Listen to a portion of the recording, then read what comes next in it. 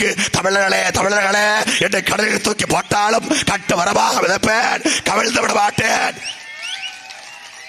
இப்படி எல்லாம் பேசினார்ல, அவருடைய மகன் வழக்கு போட்டுக்கணும்.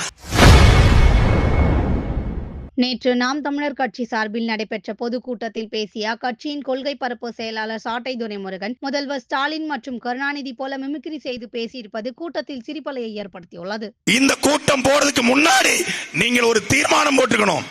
தமிழ்நாட்டில் கூடிய முருகன் கோவிலில் தமிழில் மட்டுமே குடமுழுக்கு என்று நீங்கள் அறிவித்திருந்தால் உங்கள் உடலில் ஓடுவது தமிழ் ரத்தம் என்று நாங்கள் சொல்லியிருப்போம்.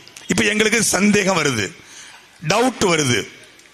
ராஜராஜ சோழன் கட்டிய தஞ்சை பெருவுடையார் கோவிலில் தமிழில் குடமுழுக்கு நடத்த முடியாது என்று ஒரு கூட்டம் சொல்கிறது, ஒரு கும்பல் சொல்கிறது. கூட்டம் கும்பல். அதற்கு போராடி இருக்க வேண்டியது யாரு?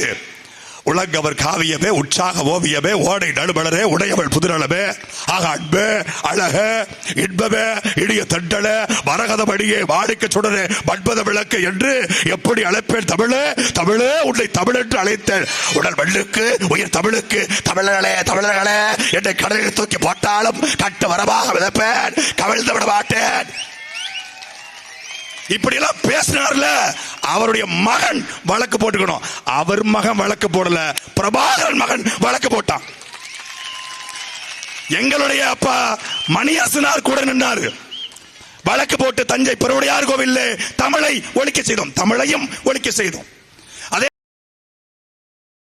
செய்திகளை உள்ளது உள்ளபடி தெரிந்து கொள்ள ரெஃப்ளெக்ட் நியூஸை சப்ஸ்கிரைப் பண்ணுங்க.